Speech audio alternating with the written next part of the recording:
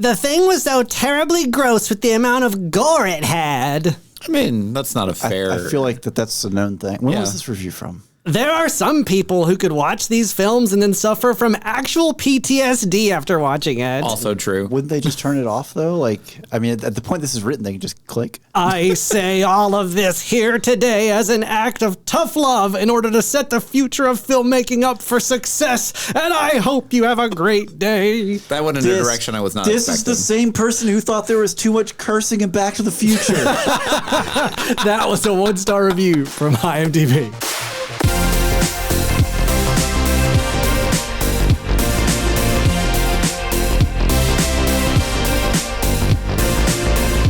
Hello and welcome to Spoilers Intended, a podcast about series and films. I'm Ryan and I'm joined as always by Andrew. No, I'm Steven. And No, then I'm that Ryan. means you're...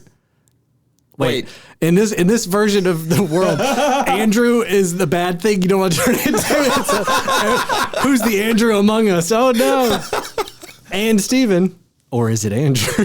No, That's a great question. Just play the outro again. Just take his blood. We'll figure it out. Ugh, please don't. And in this episode, we're reviewing John Carpenter's 1982 remake of The Thing.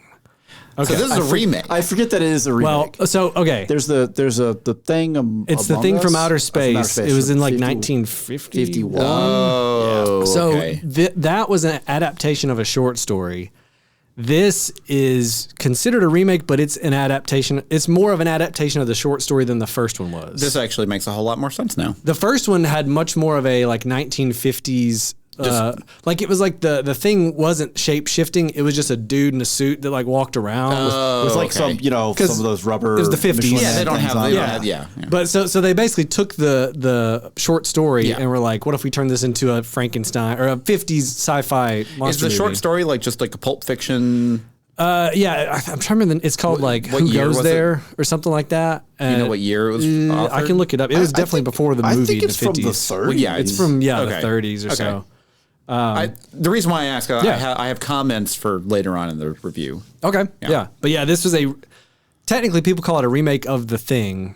Yeah. Which the 50s movie is called The Thing from Outer Space or whatever. Gotcha. But it's like a loose, it's just they Okay. were both set in Antarctica. Yeah. There's like stuff, but the execution's completely different because this is closer to the actual short story than the... So the 1950s is more probably like watching like a Johnny Quest episode. Yeah, I mean, I haven't seen all of the 1950s one. I remember seeing it on like TNT or TBS one time and seeing like... They had like a Thing marathon. Well, it was just during their horror Halloween Yeah. marathon. They played it, and I remember being like, "Oh, this kind of reminds me of The Thing," you know. And then like you're getting there, you're like, "Oh, okay," but it's much more tame, obviously, of course, yeah. on every level, even Yeah. the suspicion level. It's not 1938 was the story. Okay. was the Who Goes There, yeah. Yeah. So quick reactions. What did everybody think? Andrew, you'd never seen this before, Yeah, right? this is my first time seeing it. So what did you think about it? I liked it. I have misgivings, but I liked it for the most part. Okay, Steven, you've seen it before.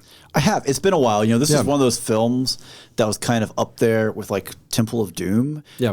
Like when you're like 10 or 11, where it's like the Kalima scene, Yeah. and then it's like, oh, let's see the big wiggly tentacle thing, right? You know, so, yeah. So I feel like it was a long time before I actually saw the movie in its entirety. Yeah. It's pretty good. I mean, it's not the best, and it's not really my wheelhouse, but pretty good. Yeah, I love this movie, unironically. I'm shocked. It's my favorite John Carpenter movie. Oof. Well, yes. it's Big Trouble in Little China is really Big good. Trouble in Little China is pretty good. It's really good. So And it's up there. It's just a totally different type of what's movie. Similar in You that know? it's just Kurt Russell being charisma incarnate on Yeah. screen, right? You know, But then like, I think this is my favorite John Carpenter movie. But then not Escape from New York. no, I like Escape from New York, but it's not my I favorite. do not like Escape from New York. Really? I for me, Escape from New York is one I appreciate more than I like. If that makes sense. I can understand. I remember it, yeah. watching it and just there's just something about that movie I just didn't really like. I don't know. It was made 1 year before this, and Yeah. it was like So yeah, we're kind of getting on a tangent, but like for me, like like Halloween, the first Halloween, John Yeah. Carpenter. I think it's a great movie. It set the standard for like a lot of scary slasher films and stuff.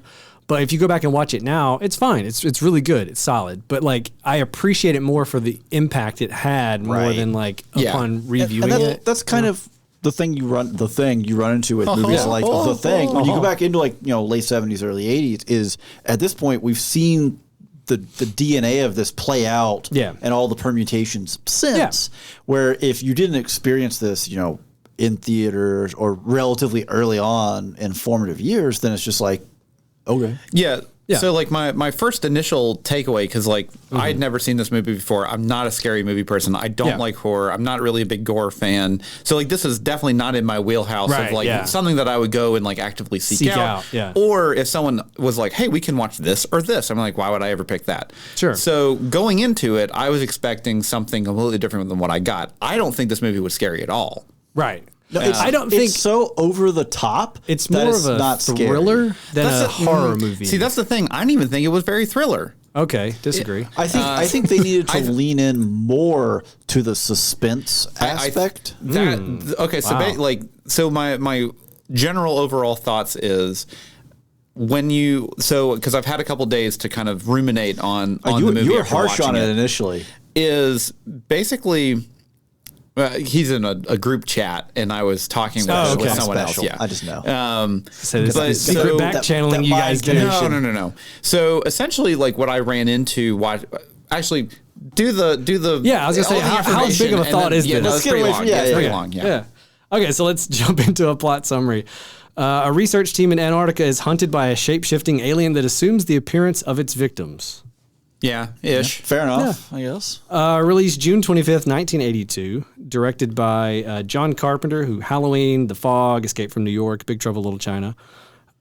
Written by Bill Lancaster and John W. Campbell Jr., which Bill Lancaster wrote a couple other screenplays and movies, and John W. Campbell Jr. was the author of the short story.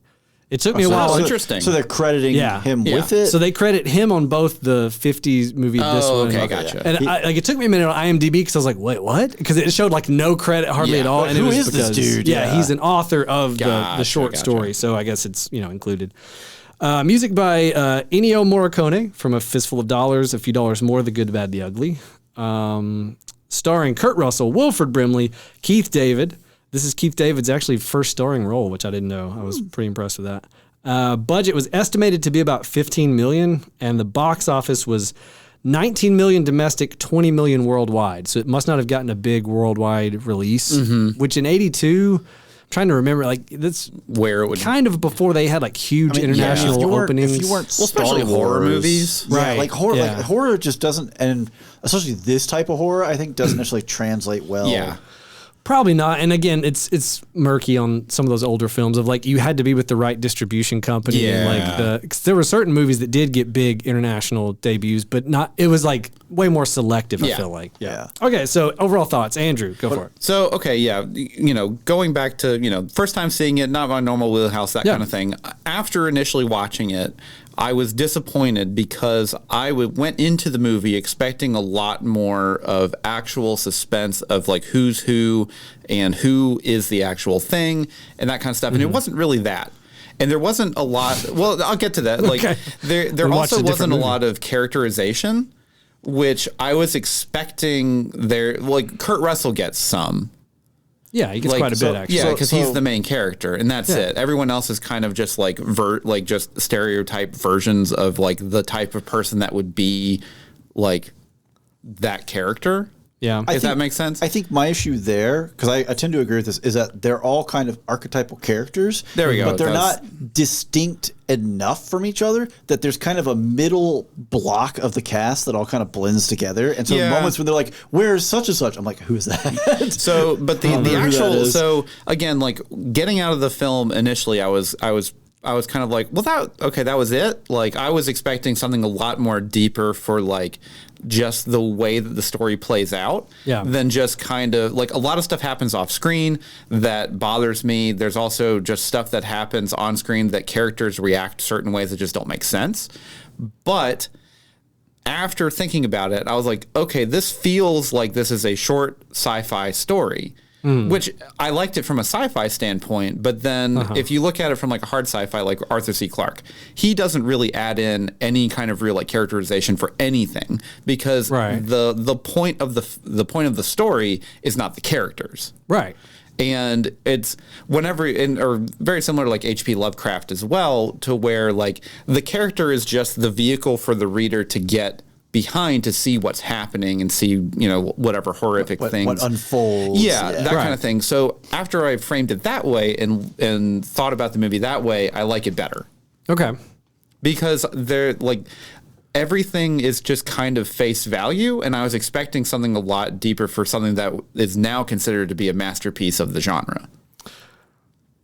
Interesting. Okay. Well, I think I'm not going to jump in with all of my disagreements, but I'm trying to appreciate your point of view because I've seen it so many times that I see everything you say you didn't see, I do see in this movie. Well, that's the thing is like, I've only seen it one time. Right, yeah. And it's definitely one of those where like I wouldn't hesitate to watch it again because I know what to expect now. And then now I can pay attention to other things that may or may not. Well, like my thing is I'm trying to divorce my mind from having seen it so many times that I'm like, am I reading into knowing these characters because I've seen it so many times that I know every character? They all pass the silhouette test for me. They all have distinctness to me, you, and this is going to be bold, but like this is where my head's at, is like these cast of characters to me stand out just as much as the cast of Alien, where like they all are given to me equal amount of characterization and screen time. So that's the thing is like there's too many of the cast for this, where Alien has 5 people. Yeah, sure, No, there's definitely more people. You've got like too many people, or maybe 3 in Antarctica. For that comparison to just out of curiosity, though, who is it you're getting confused about? Because everyone I wasn't confused about who was who. Okay. It was really more on the lines of everyone's just an archetype trope, and there isn't anything else on top of that, outside of Kurt Russell's character, who gets obviously the most screen time and the most kind of introspection into what his character is about. I can't discuss which one that I can't seem to peg down who it is without spoilers, because there's just no way to say it. So I would say I agree with you on that. Like the characters other than McCready all are kind of like, I'm this dude, I'm this guy. But each of them do have moments where like Wilford Brimley or Blair gets a decent amount of he gets an arc. Blair gets not really an arc, but he gets he's not the same dude afterwards. To me, we see all of the characters change after basically the thing starts happening. So it's like kind of you get to see two sides of the characters in a bunch of different ways. Oh, for sure. Well, I think really for me, the thing that kind of bothered me the most was a lot of stuff just happens off screen,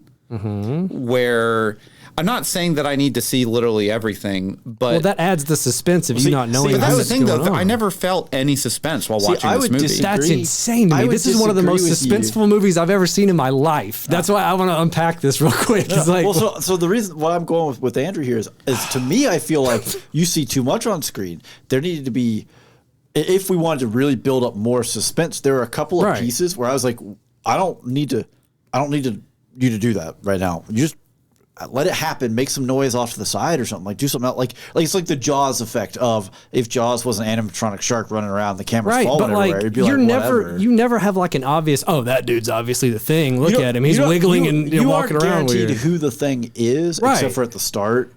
Sure, yeah. Which is just the camera. To me, that was hilarious, that's the suspense, is that you're not knowing who it is, and that's the whole movie. That's the thing. I just never experienced any kind of suspense in the movie. So you just didn't care who the thing was? Part of it too maybe it's just be they didn't connect you well. Like if a couple of the characters had connected well enough, to where you have a moment where you're just like, oh, it better not be such and such. I'm gonna be mad. Yeah, like it's that, and then also I think too, it wasn't clear to me that the people that were the thing knew that they were the thing, or if they didn't know that they were the thing. So that's the thing, is that like in the short story, I think they get into it more than they had time in the movie. You don't know if you're the thing. See, that's the thing, is like I it's wish such that a perfect copy that you believe that you're the person. Yeah, I think thing. that it would have been better if they maybe not explained it, but like shown that someone that was the thing that thought they weren't. Yeah. Then I could get behind it, because the whole time I'm watching the movie, I feel that I understand that it's like a creature, so there may not be an actual end goal for this thing, but it's kind of one of those where I'm like, I need something here to tell me, like, not even a motive, but like what the general thing is trying to do. trying to get out of Antarctica. Oh no! So I think that's so I have the thing. I had that issue as well, and after the movie, kind of had a realization, and once I kind of lined it up with it a little better, it helped. But it might be spoilery, so we can remind me. So my thing is this: I think this is an incredibly suspenseful movie. I think it is masterfully done in terms of how it's laid out and edited and the way things are set up and paid off. Now, here's a question. Are there different cuts of this film? I don't think so. Okay, because like if there's never been a director's cut. Okay, that's I think the question, this is the director. Okay. Like it's the one movie. Okay.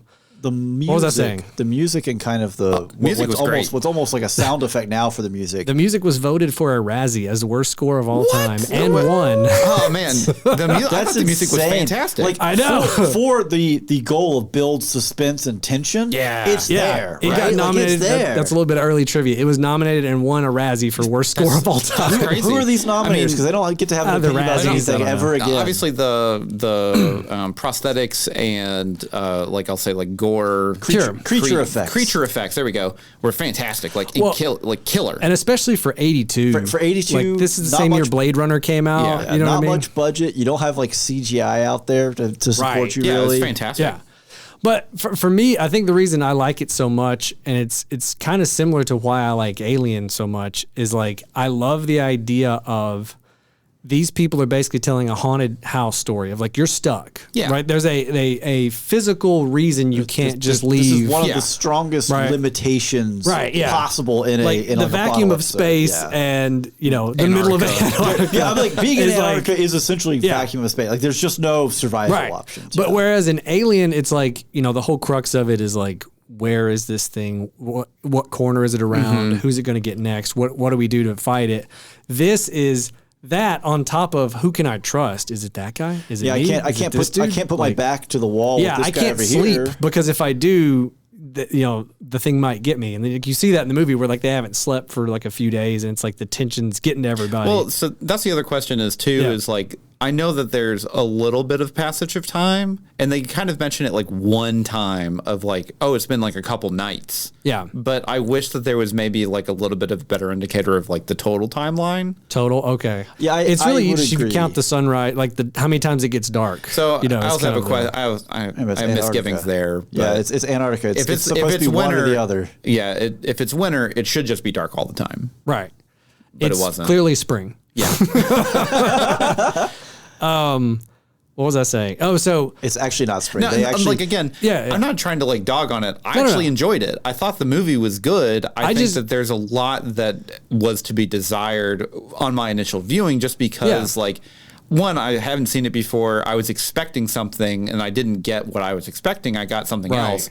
And I love like short story sci-fi stuff, which that part of it hits really well. Yeah. It's just I was like initially going into it and coming out of it, I was like, oh, this wasn't okay. That was it.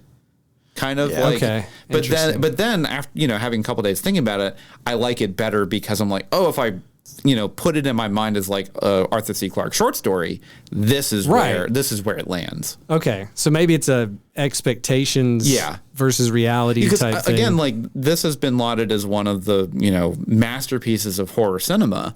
And I was like, oh, okay, like this is going to be like masterfully crafted for the story and like really ramp up the tension. And I just never felt any tension. Okay. That's just wild to me. But I mean, valid. I'm just saying, like, I've shown this movie for the first time to, I want to say 4, maybe 5 people.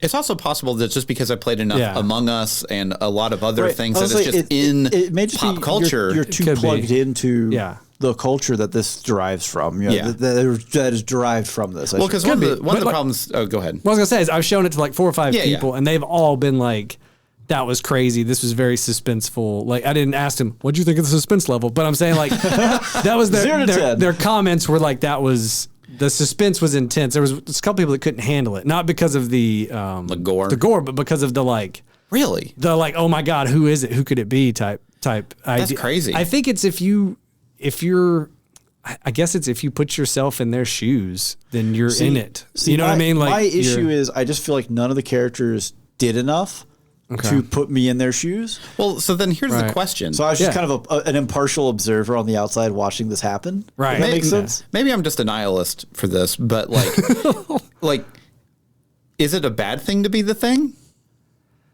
Oh, TBD. I don't know. What if it feels really cool and you have flight powers? And Yeah, I mean, like, because like this thing can't die. I mean, presumably, Well, I mean, it can, it's bad like, because it does kill you in a very graphic way to absorb your body. Yeah, but you don't remember. Sure, but that is a very nihilistic way of looking at things. That could be applied to every monster ever. Of like the concept here that you have to understand. Is we're talking about the survival of the human race. And it's just death. What's so big deal about it? Hey, look, if that thing gets out over, and it just takes over the Earth, and so be it. 21,000 hours or whatever it was. Yeah. Oh, I've got problems right there. Let me tell you. Why? Why would that be where you have? Do you have information on how long it would actually take that you can refute? Then why could you have a problem? It was one of those things where that's crazy. It was one of those things where they have the little computer, like without getting too spoiler with it, they have a little computer thing talking to the doctor or whatever. Yeah. It's just like, man, like there's no way anything that they have at here can remotely come up with a number to put on this. This should have been a conversation amongst several of them, and that would have been an intense conversation of them spooling out the possibilities. I do love... Actually, a little bit of trivia, that was a reshoot because after the first final edit, there was, they got a note, and this is getting a little spoiler, but not too bad. Like we've already mentioned, there's a computer that kind of gives you a prediction of how long it would take the thing to spread. It was like the threat to the world was not clear. So why do I care if these bunch of dudes out again, in the thing, like that's kind of like where I'm coming from is like, I mean, does it matter? It absolutely matters. The end of the world matters. I think what if it's a benevolent thing and the only reason why it's trying it's defo not benevolent about it's that. trying to defend itself. There's nothing benevolent about that.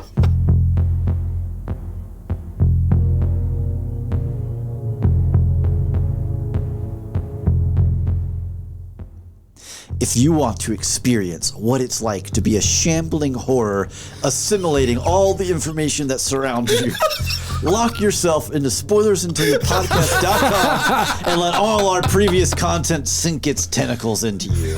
Oh my God. Well, I don't really have a good follow-up for that for Discord. I mean, I guess we're all on the internet, so we're all kind of zombies anyways. Yeah. But yeah, so we have a Discord. You should come and join us. It's a good time. We like to talk about things generally not horror related, but yeah, like our pets, what we're cooking, what we're watching. I thought you said our pants. Our pants too. I got some killer pants. I'm posting pictures tonight. Get ready. No, we also have social media. We have Facebook and Instagram. We'd love it if you would follow us.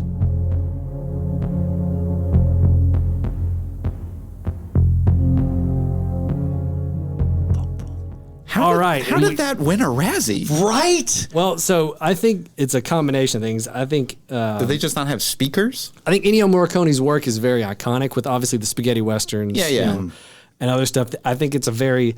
So this is, I think, the first movie of John Carpenter's at this point that he didn't score himself. John Carpenter scores a lot of his stuff. No, he still has some of his music is in here. Yes, but like this is not his, like I did the whole thing. Yeah. So this is a... It's like he went to Ennio Morricone and said, do like a John Carpenter thing. Because I think that's the complaint is it for a lot of those tracks, it sounds more like a John Carpenter song than it does a Ennio Morricone song.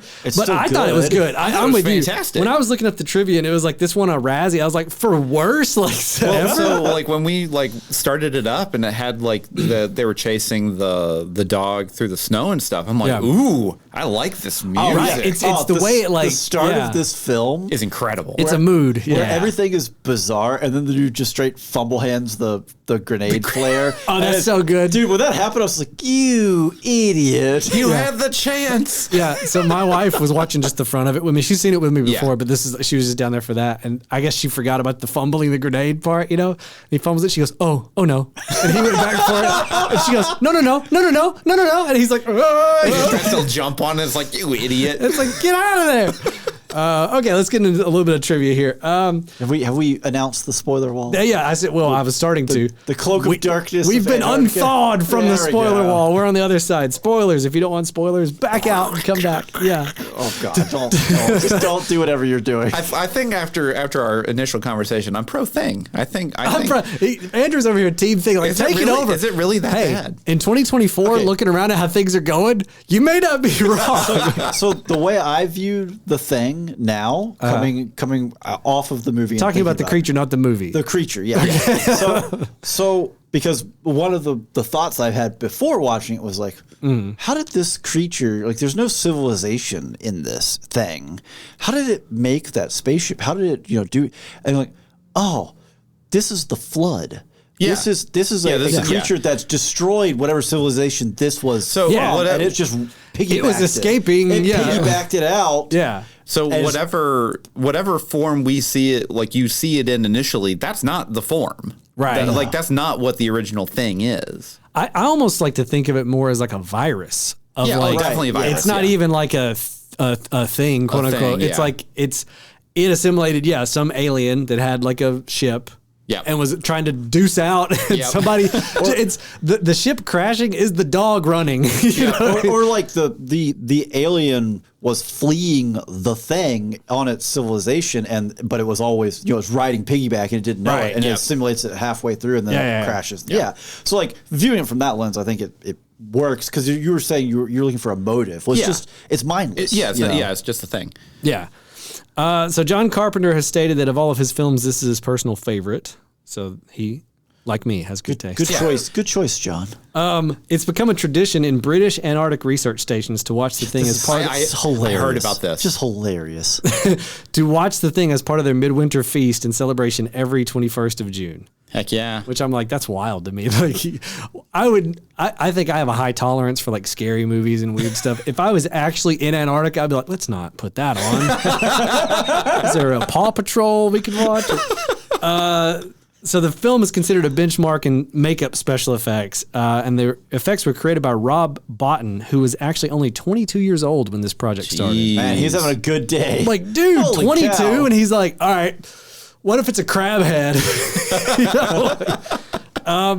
To give the illusion of icy Antarctic conditions, interior sets on the Los Angeles sound stages were refrigerated down to 40 degrees Fahrenheit, where it was well over 100 degrees outside. That's actually really impressive. A lot of effort for that. That's where all their budget went. AC power. This is a combination of a bunch of trivia, but I watched the movie the other night, and then I started to rewatch it with the commentary. It's him and Kurt Russell just talking about it. See, I'd like to watch that. Oh, it's awesome. Yeah. But for two reasons. Number one, I figured out that most of the trivia is just someone listen to the commentary and let me jot stuff down. Yeah. Because I'm like, I've already got all this. But the other thing is Kurt Russell in interviews is one of the funniest people ever when he's just being Kurt Russell. Yeah. Because he's got this laugh when he's joking. He like laughs at his own jokes and it makes you want to laugh. And so him and John Carpenter are talking about all sorts of stuff and he would just say something,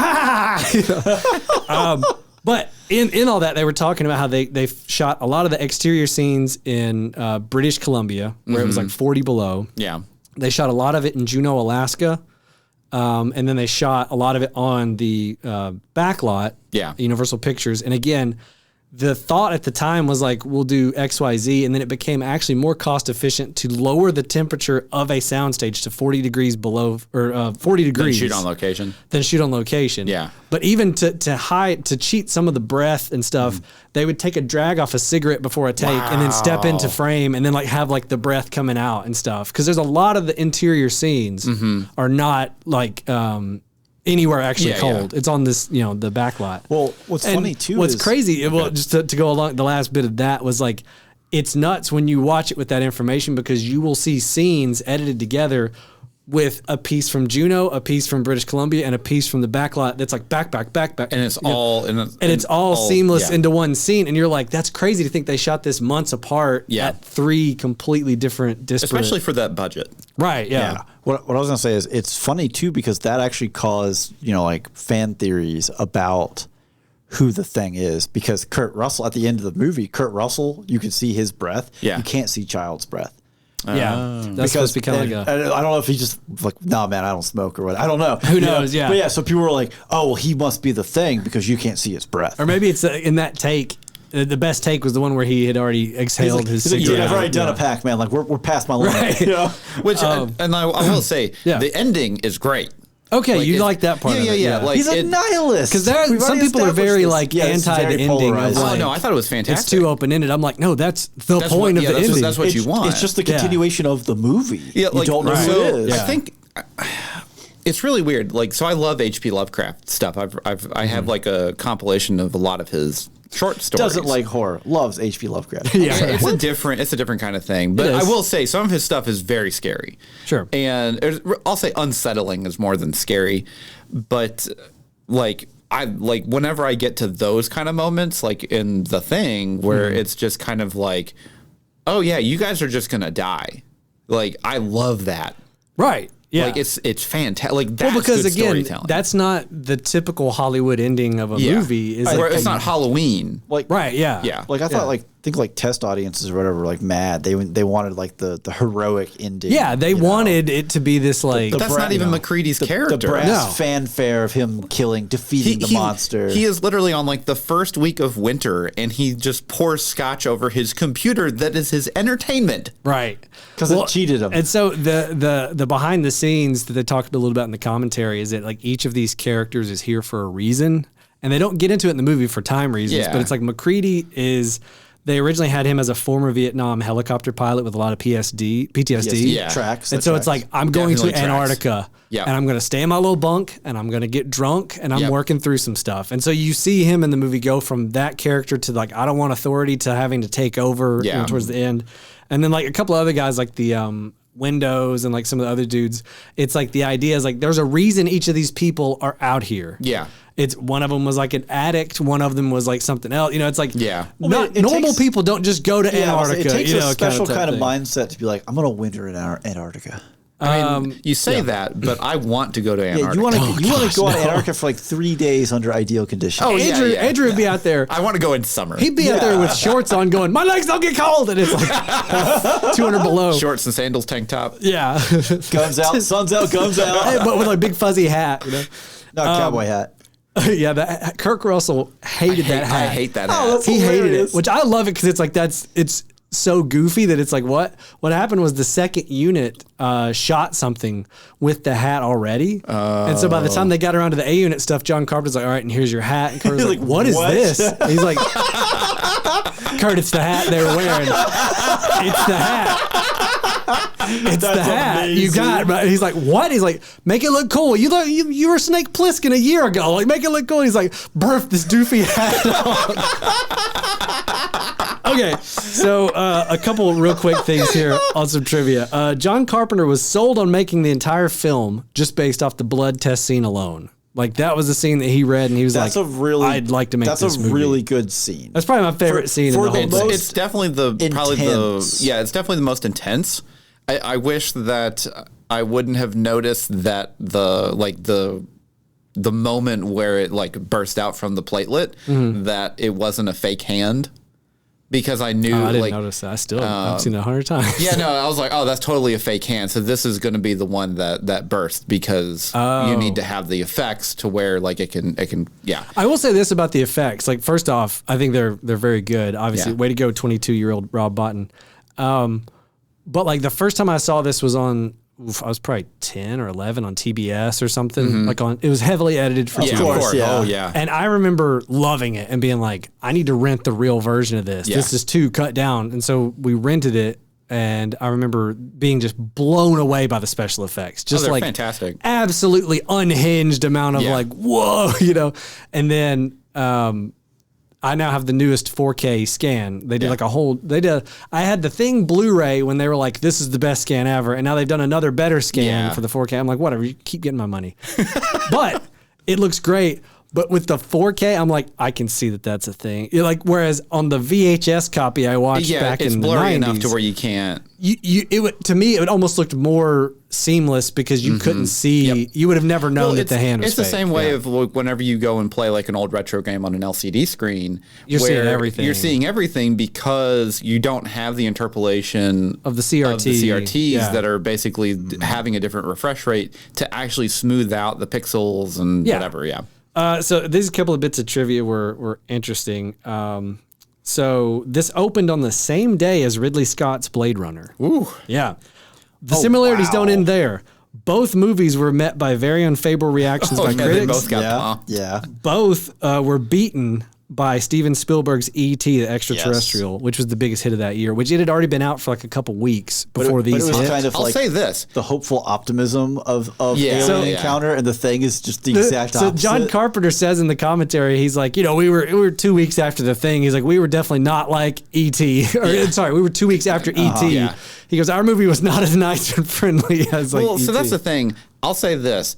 I like The Thing way more than I like E.T. Okay, good. Like, E.T. is what it is. I do not like that movie. It tracks because Andrew's over here just like, what if being the Thing isn't that bad? I know.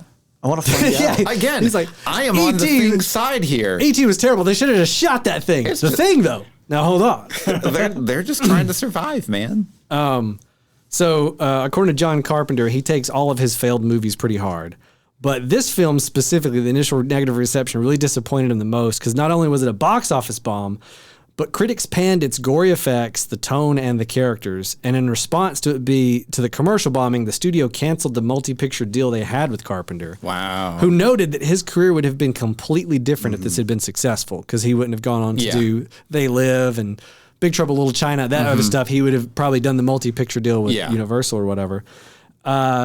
But he was extremely relieved that the film enjoyed a very rich cultural success following its home video release, along with the critical reevaluation of it's the same thing with Blade Runner of everyone hated it when it came out, it bombed, and then later it's Director's talked about. cut and Apocalypse Now is one of those. Like nobody liked Apocalypse Now. Prototype of this genre. Yeah.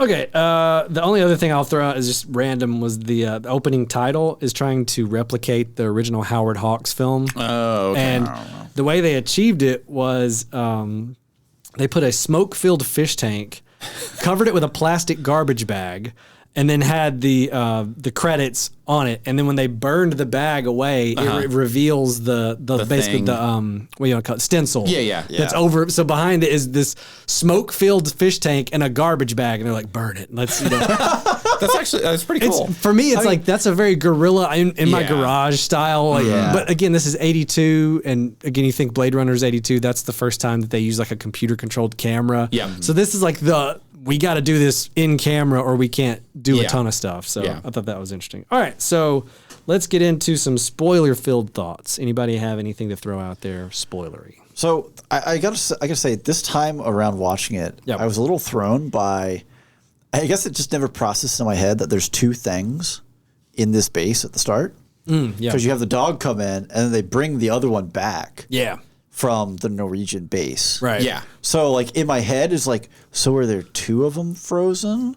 Or is it just one of them's just an offshoot of the other? No, one was just an offshoot. It's just an offshoot, For whatever reason, it just never clicked in my head for the longest time of like, oh yeah, they had two of those things in there at one time. Right. There's like double the chance that like... Yeah, like y'all done messed up. Like you should have left that other thing outside, man. Like I really love the formatting of the opening, section of the film because, again, whenever we talked about Shaun of the Dead, I love all the stuff that happens before the fall because you get to see all the little details of all the mistakes that are going to happen that our main characters are clearly ignoring because they're either not paying attention or whatever. Yeah. But I love that this starts at the end of the Norwegian problem. Yeah.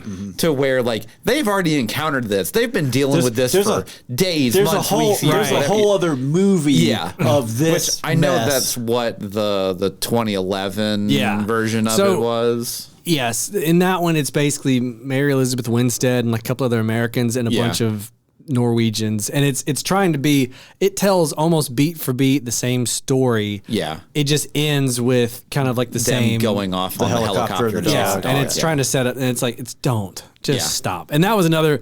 I remember when that movie came out, I was incredibly disappointed. Which that's the one that they did all the effects practically, and then the studio made them come back and cover it up with CG, which looked terrible. And it was like, why? Like, what are you doing? Anyways, but I like that it started that way because then you get to see the aftermath. You get to see kind of the hints of the breakdown of society of their small little insular community. Oh, man. When they're in the Norwegian base and there's the dude in that chair, he's like slit his wrist and his throat's been cut. Like, whoa, like something really happened here. Like, whoa, that's gnarly. And because I think, like when you're kind of like a Dead Space or something. It's got a little bit of a Dead Space vibe, but it's that idea of like they debate about even going to check on the Norwegian area, you know, and they're like, no, it's gonna storm, but let's get out there, let's see it, and then they get out there and it's just horrendous, and you're like, what did they dig up? And then they find the tapes, you know, and then like, it's really cool that they started off with the chasing of the dog in the helicopter, because your first reaction is like, why are they trying to shoot a dog? Like, what's happening? It's like, wow, these guys are kind of mean. Yeah, what's going on here? Kind of the same. You experience the same thing that the Americans experience, where they just walk out. It's like, what are you doing? Like,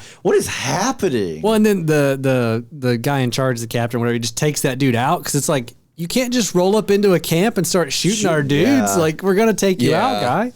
Another thing that was a little bit of trivia that I love is the scene with the dog in the hallway, where it's the Thing dog, and it's like really creepily walking around, like looking in. They did that in like 4 or 5 takes, and the dog never looked at the camera, never looked at the crew, never looked at the dolly, was always just kind of eerily moving around. And John Carpenter was like, that ruled, because they were like, here's this dog. His name was Jed. He was like he was a Norwegian dog, and they were like, he was a half wolf, half Malamute, and they were like, really cute dog. Yeah, let's see how he does. And he said they did that hallway scene first, and they were like, holy smokes! Like, this dog is like walking around and kind of like looking around, but he never looks at the camera. He never looks at the people directly behind the camera. He's always looking like over. So because of that, the intro dog looked completely different. Well, the dog they were going to use, so they painted that dog to look like Jed, because that was shot in British Columbia, I want to say, and the shots with the dog were on the back lot. Yeah, it sounds safe. So it was like they had done that shot first, and they knew that Jed was awesome, and like that take was great. Oh, that's when they did the other shot, they were like, paint this dog to look like Jed, because he did really good. I watching it now, as not a kid or whatever else, you're like, man, they got a really good dog actor. Oh, like, this dog is killing it, and it's doing just weird stuff. Yeah. I will say I did laugh. The music helps that scene too. It does. Oh yeah. Well, there's no dialogue. It's just and you have the shadow on the wall. Oh yeah, when the dude turns, and you're like, oh. Well, like the bits when the dog is first in the base, and like they'll be like hanging out in the rec room, and it's just in my head, I'm like, the camera's gonna pan to that dog, and the camera just starts panning to that dog. There it is. Yeah. So that's actually one of the complaints that I have a little bit.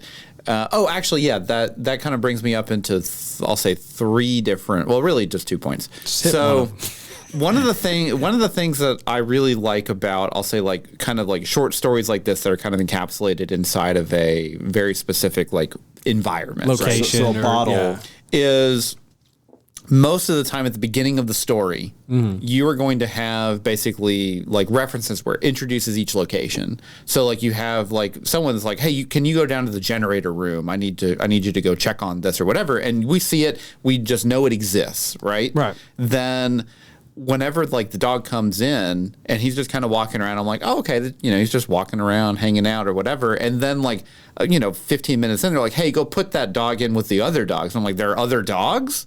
And like, this is like it's kind of one of those things where like, if we had seen that they're like the dogs were like barking that there's commotion or something outside, then it's been introduced to us, the audience, that there's like other dogs. Yeah, they could definitely have mapped the space for us a little better, but it's one of those things where I'm split, right? Because it's like it could heighten the paranoia. Because I was gonna say, I think it keeps you more off balance, not knowing where everything's but at. But I feel like you need to know a little more context of it, so you can have moments of, ooh, don't go in there. Well, see, to me, I like that you don't see the dogs, because you don't know that there's anything weird about a dog walking around, the base. You just think they've rescued a dog, cool. And then it's like, put him with the rest of the dogs. You're like, oh, they've got sled dogs. Why was he letting this dog wander around? Well, but that's kind of the thing is like if you are not the Thing immediate, like there's no reason why a normal, like if you already have a spot for dogs, why would you just let it walk around? Well, because this dude is soft on dogs. I think he is. So you can say, but I think that's the you're trying to read too deeply into parts that are like to me at least, that didn't even register of like, well, we haven't seen dogs before, so why would they have a magic dog room that just appears when they need to put the dog up? Well, and it's like, that's really more the generator room for me at the end, and like the weird ice tunnel with the space ice tunnel saucer. with the spaceship in it. so the ice tunnel he dug out while he was in the hut. Yeah, I understand that, but like that, like, okay, what's the passage of time here? Because as far as we know, this has been like a day. I think it's been 2 days, but yeah. But okay, so it took him 2 days, this big fat guy. Like he was a big fat guy. He probably grew claw hands and dug like a mole person from a different alien planet that he was on before. Yeah, it's that bit, I think, to me, is the part that sticks out as kind of the worst. If it's just like, he got out, how? Doors bolted from the outside, and they just don't know, and he's just out there, you're out there running around. Zoidberg. Like Zoidberg. You saw the big claw. Right. Like, I think that would be more bizarre than it's just like, hey, we just randomly, like, we lift the floorboards, and now there's like this perfect tunnel, and there's half a spaceship under here that he built out of the helicopter. But see, it's not part. a spaceship. It's not he's going to break the go through atmosphere. He's just trying to get to land. Okay, so this is I'm going to back you up. Again, we established the doors bolted. As far as we know, he hasn't gone outside. We never established how he actually gets outside because he's not in the tunnel either. Right. And he's getting helicopter parts, which are outside. We needed to have like either the tunnel keeps going back up to the helicopter. Yeah. Like we need something that actually says you're a broken window. We need something. That, like makes there's sense. that, and then just like the introduction of just this whole other space, which is the generator room that is underground. It's one of those things where if that was introduced earlier in the film, then it would be like, oh, this is going to be like the final area. the big area. Okay. Yeah. Yeah, and that's a really easy one of just early on. And I'll say that like that's a pretty like light nitpick. That's not really like it's Like, not the end of the world. I see what you're saying. I just disagree. And that's at the end of the day, that's this review apparently. It's like I see what you're saying, but like for me, I feel like if they had shown the generator room before, it's telegraphing it too much. Well, no, it's what really I would have wanted. You just introduce it naturally. Yeah. What I would have wanted is they're all in the rec room doing whatever. Yeah. The lights flicker for a minute, and the commander or whatever is like, Hey, Windows, go check out. check the generator. Get down there and kick that stupid thing. It's been giving us trouble all week. And then later in the movie, when the power flickers and goes out, it's like, is the generator acting up? And then no, they did something to it. You know what I mean? Like then it's like one of those moments. I think that would have really hit.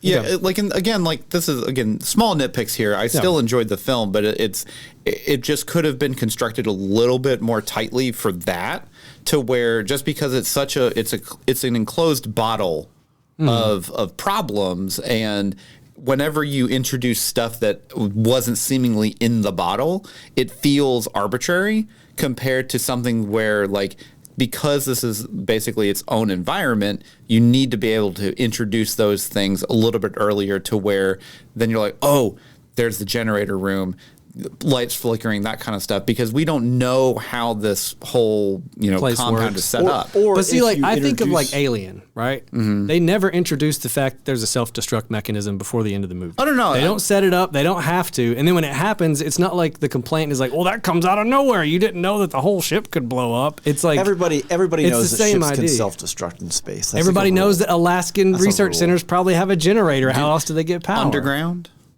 I mean, where did you put it? Above ground? No, underground is the correct place for it to be. I know. Actually. No, But what I'm getting at is that, actually, like, I guess in my brain, like, it's the same. It's not the same. It's different, apples and oranges. But it's like, I never thought really that was just a bad depends on- thing, because it's like in other movies like Alien, there are things that are introduced later that were not set up. Like No, the I self-destruct. totally agree. It I'm like, really oh. depends on how the narrative is set up and presented, because it's also one of those kind of things to where when you already have a lot of stuff happening off screen, it feels arbitrary because everything is happening off screen, if that makes sense. Okay, so it's like, well, okay. Because like I feel like at least with Alien as a direct comparison to Haunted House in Space or Haunted House in Antarctica, Alien is a very linear story.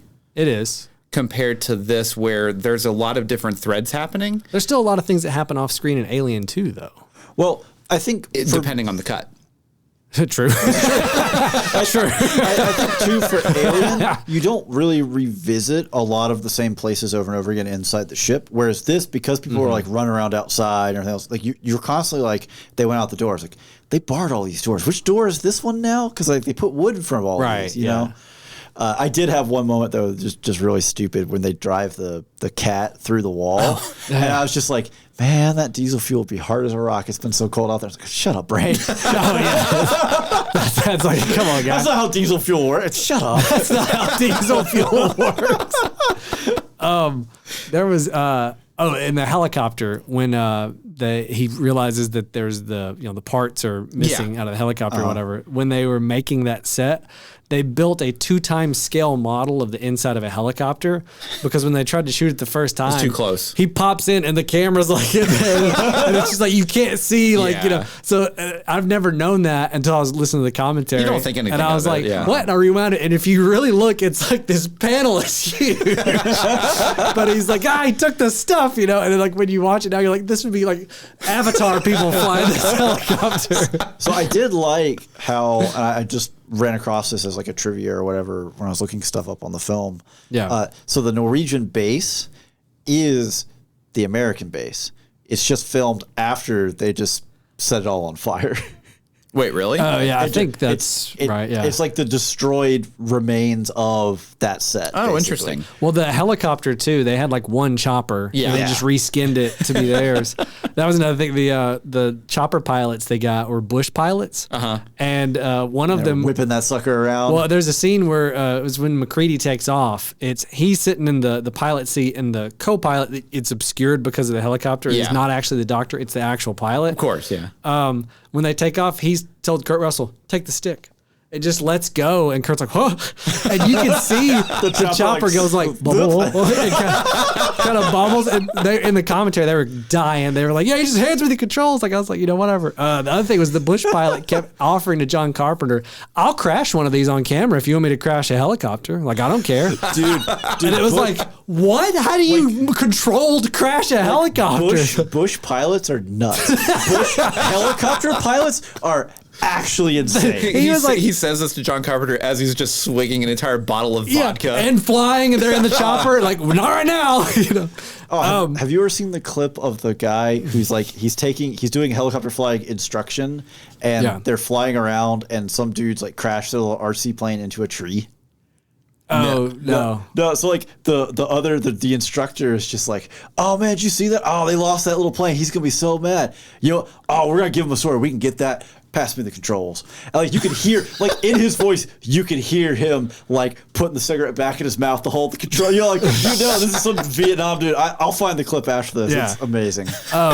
There was a couple things, right? Yeah. So number one, talking about like special effects and like the creature gore stuff, right? There's a bunch of scenes that like it if you're watching now, but where things are played in reverse, like things are just like reversed. I want to say it's like when the head falls off the doctor and it sprouts the eyes and legs. Mm-hmm. I think they pulled the legs in and they reversed that, or maybe there was a tongue on that one. Either way, that makes sense though, because you don't have to have you don't have to have the precision to make it land exactly where it's got to be. It's like all you have to do is set it up and then rip. Yeah, and so I think that was the one with the thing sprouting out, because the way it comes out is a little awkward, and there's nothing else in the scene to tell you that it's reversed. Yep. Right. Yeah. Well, and also if the movement's weird, it's an alien. It's an alien, right? Yeah, like if it's things are weird, dude. It's the thing thing. I love about that scene is just like just the WTF moment where they're just like they're burning stuff and they're like, all right, we got it, and they just look behind it and the little head's like, like of course it can do that. So Kurt Russell, he said his favorite line in the movie is when what's his name, the other guy, the stoner kind of dude, looks at the door and goes, "You gotta be effing kidding me." He's just skittering at the back, Palmer or whatever. Yeah. You gotta be effing kidding me. Okay, so number one, what is your favorite or gnarliest scene from the movie? Oh, that's I'll lead with hard. mine. One of my favorites, or at least one of the ones I think about the most, is when they're clear, and on the third one he goes down and the stomach just opens up and its teeth and it eats his hands off, and you're like, oh my gosh, that specifically of all the messed up scenes in this movie was the one that stood out to me the most as when I watched it, of just like, because for me it was so unexpected of like, you're just focused on like, does this dude have a heart problem? Is he a thing? What does that mean? And then it's like, at no point the first time viewing was I like, oh, his stomach's going to open up into a giant, Jaws mouth and like take this guy's hands off. And I think the practical effects right there were wild. It was like crazy how they edited that too. It's just like it happened so quick. So what's everybody else's favorite scene? Steven? So I mean, that one's a good one, right? I love that transition because they show, it's not Blair, what's the guy's name? The doctor dude? Not the doctor, but the guy who has the heart attack. So this is why I have the issue with the name. Yeah. There's like 3 or 4 dudes who are semi-portly white gentlemen, and I'm like, I don't know which one you are. I think that was just part of being an actor at that time. It's not Wilford Brimley. Right, it's not Brimley, and who, it's not by the way, doctor. Kills it in this movie. Yeah. Oh, that's what Kurt Russell was laughing at in the commentary. He was like, dang, Wilford's just killing it. He's long way from those oatmeal commercials, right, John? But for me, I think it's the blood test scene. Okay, yeah. That everything about good. That sequence, because you have the intensity, the kind of the terror of each of them because they don't know, am I going to end up being one of them? And like, we don't even know if this works. And then like, Windows passes. His name was Norris. So here's a question, because I maybe missed it, but did McCready do the blood test on himself? Yeah. Yes, he does he does himself second. Oh, okay, got it. Okay. They do it with Windows, and he's like, get over here, take the gun. Oh, okay, point it at them. Now let me show you what I already know. And then he does himself. Okay. And then they hit the thing on the next one or the one after. The one after. Yeah. But when they hit it, and like Palmer, whoever the heck is, I don't know which person that one become. It was Palmer. Palmer was the thing. Yeah. Whenever they become that, and it's just like, and they're tied to it. They're tied next to it. Cut me loose. When that happens, get me out of this effing chair. Yeah.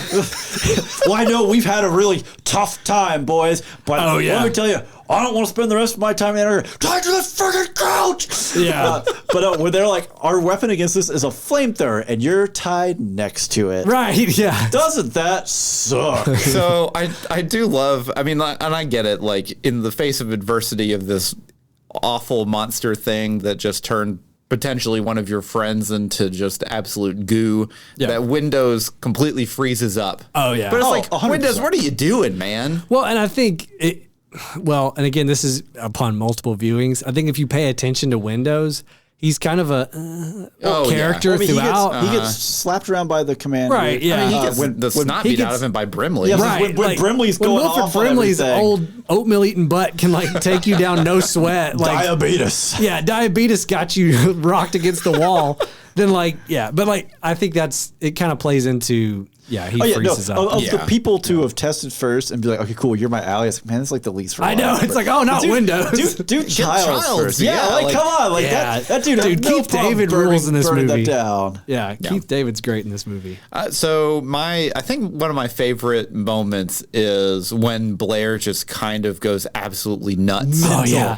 And they want to be one of us. Well, yeah, because he's just absolutely killing it for acting. Yeah. But you just kind of see, like, this is like the beginning of the end of like the breakdown of society for their little community. Right. Yeah. Where like up until this point it's been like, okay, we've seen some pretty nasty stuff. Right. But everybody's relatively keeping it together, all things considered. For what just happened to the poor dogs. Right. Like none of them have just cowered in a corner. Well, this was after what's his face got thinged by the other, like, the corpse, right? Oh, Benning? Yeah, Bennings. This is after Bennings. I like that scene too, where like he's like running in the snow, and they all surround him. Oh, it just stops, it just stops and holds up its hands, like, I don't know what to do with my hands. I'm in the middle of this. I'm changing. Oh no, I didn't do the vocal cords first. Yeah, it's kind of. It's kind of comical just because it really is. Like the thing can't do anything about it, and it's just like, well, I guess this is it. I guess I'm got. Yeah.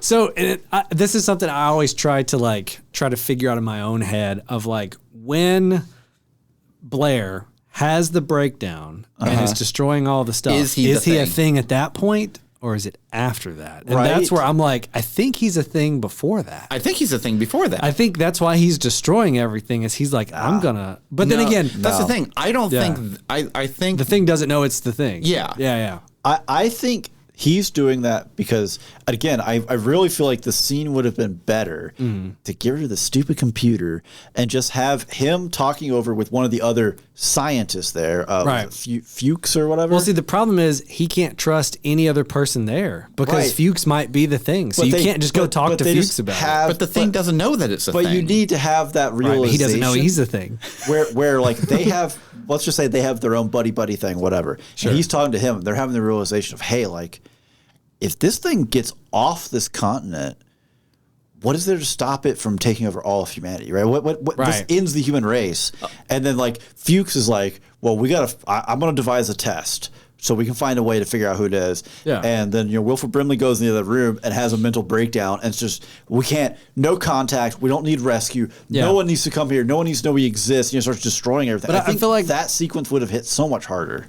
See, I disagree. I think the isolation of it, of like being the only one that knows that humanity would be gone, is what drives him crazy. Fine, then just have him muttering to himself about it. Like, just don't do this. Why does he have to talk out loud? You saw it on the screen. I hate the computer so much. It's so dumb. Why? They do sit on the watching the screen quite a while. Forever. Well, because again, you got to understand this. This is 1982. They're like, hey, look at this computer. The average person does not know what computers can do. So this is I get it. Yeah, but in the commentary, what Carpenter was saying was that, again, they had to do this as a reshoot because it wasn't clear that there was a threat to humanity. So when they did it, they came up with an animation and it did that thing and it did the math. And he's like, after the movie came out, he's like, I had some friends that work with computers who were like, there's no computer that can do animation like that that would do any of this. See, and Carpenter's on the fly, Carpenter's like, oh, really? Because again, he had no clue. Carpenter probably used a computer twice. I mean, it's like whenever you go and watch Jurassic Park and the GUI that they have makes no sense. When it's a Linux system. Yeah. Well, the thing for me is it's that, but in 1982.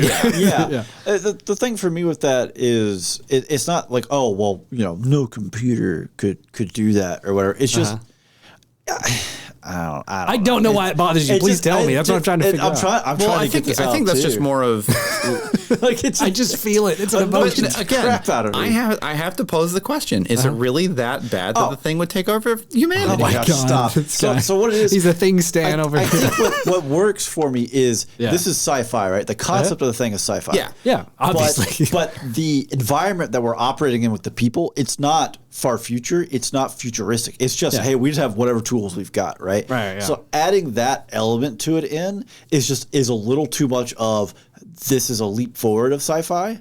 But see, it's a research station, so presumably they would have servers. They're not researching the collapse of human society. They're digging around in the snow. Right, but again, So okay, that's the Norwegians are doing. For perspective, right? In Superman 3, right? Oh no. They literally, and this is years after the thing. I don't care. Superman's they in this think movie. that It's they already can not control the realistic. weather. They think that computers, if linked together, could control the weather. That's irrespective of like having to seed clouds or anything. Just you press the ones and zeros and then the clouds appear. Right. That movie has a man who's not a man running around with his underwear outside of his clothes flying. Yeah, he's a That's Kryptonian. fine. You can do whatever with that. That's fine. But this I'm is saying not like that the setting. literacy of computers and what they were actually very, capable very of small. was Like, very this loose. is the biggest nitpick ever. I know it is. This is a very It's just pedantic thing. for as grounded and It's more realistic as nitpicky than everything me. feels like. And that's saying something. But for grounded and as realistic as everything feels like, and the challenges here, it just bothers the crap out of me. It feels like something you should talk to you about with your therapist, okay? Oh my gosh. You are my therapist. This feels like what am I something paying you for? You need to unpack Is that something. not what this is? Why am I paying you? Okay, so real quick, would you rewatch it? Yes, no? I mean, probably. It'd probably be a while. I'd rewatch it. I'd definitely rewatch it with you. Obviously, I think I'd rewatch it with the commentary on. I was gonna say the commentary Yeah, I'd watch is it with actually that really house a good. lot, It's very fun to listen to them talk about just the backstories of like. Apparently, the ending was not set in stone when they started filming. Yeah, like how it was going to end. Oh, I thought the ending they changed it like 3 or 4 times. Kurt Russell and Carpenter were arguing throughout the whole production of how it should end. What if it ended like this? I don't know. What about this? And then they kept coming back to that idea of like, what if it's just him and Childs, just like out there, and that's it. And he said, "What do you mean that's it? That's it. Like it's just that's the end." Yeah, I love the like right whenever Childs walks up, he's like, "Where were you?" And it's just like he's like, "I got lost in the storm." It's like, I thought I saw Blair. I went out and chased him. Yeah. Which is conceivable. That's the thing that I love It's the all most. plausible. It's like, that's plausible. But like them sitting out there in the dark, and Childs just holds up the bottle of scotch or whatever, just takes a swig from it. They're both like, "We're both gonna freeze to death." Yep, I'm gonna do it drunk. Yep. Yeah. No, I mean, like, what else are you gonna do? If you're a thing, we're both things now, baby. Glug glug glug glug. You know. Whatever. Yeah. Okay. That sounds about like all the time we have. So let's talk a little bit about our Patreon. For just $1, you can get access to all of our bonus episodes, and it is the most direct way to support our podcast. That's right. We fire up a real computer to make conjectures about romantic situations. Yes. And to give us movie titles that we can then go absolutely hog wild with and just create some insane scenarios. Those were some of my favorite episodes. They were really very good. Yeah, it's very all the patron stuff is very different from our normal episode. We get in there, we just kind of go wild. We do. Get out there, we fight monarchs, we fight presidents. It's a fun time. Yeah. Yeah, and this is obviously coming out in October. We have a bonus episode this month, and plus other October Halloween things. We've done tier lists with like Halloween candy. We got a lot of Halloween themed Halloween stuff. movie starter kit. Yeah, so check out the Patreon, $1 a month. It's not much to ask. It's way less than a cup of coffee. Helps us out a ton. We appreciate all of our patrons. All right, that sounds about like all the time we have. So as always, follow us on social, leave us a review wherever you're listening now, and share us with a friend. Until next time, I'm Ryan. I'm the thing. No, I'm the thing. And every spoiler was intended.